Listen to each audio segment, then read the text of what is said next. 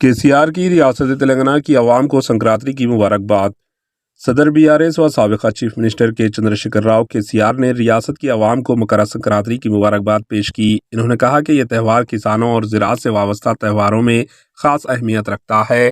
اپنے ایک بیان میں KCR نے ریاست تلنگانہ کی کانگریس حکومت کو مشورہ دیا کہ وہ BRS کے 10 سالہ دور حکومت میں کسانوں کی فلاح و بہبود اور زراعت کی ترقی کے لیے جو اسکیمات پر عمل آوری کی گئی، ان اسکیمات کو جاری رکھیں۔ انہوں نے مزید کہا کہ سنکرانتی کی خوشی تب ہی دگنی ہوگی جب کسانوں کی زندگیوں میں خوشحالی آئے گی۔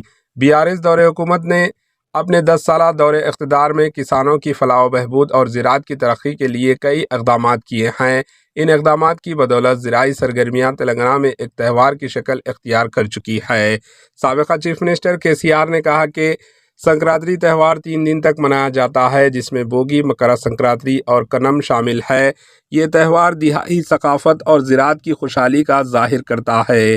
گھروں میں فصلوں کے ڈھیر خوشی کا ماحول پیدا کرتے ہیں اور گاؤں کے لوگ رنگولی، بوگی کی آگ اور بچوں کی خوشی کے ساتھ اسے روایتی انداز میں مناتے ہیں۔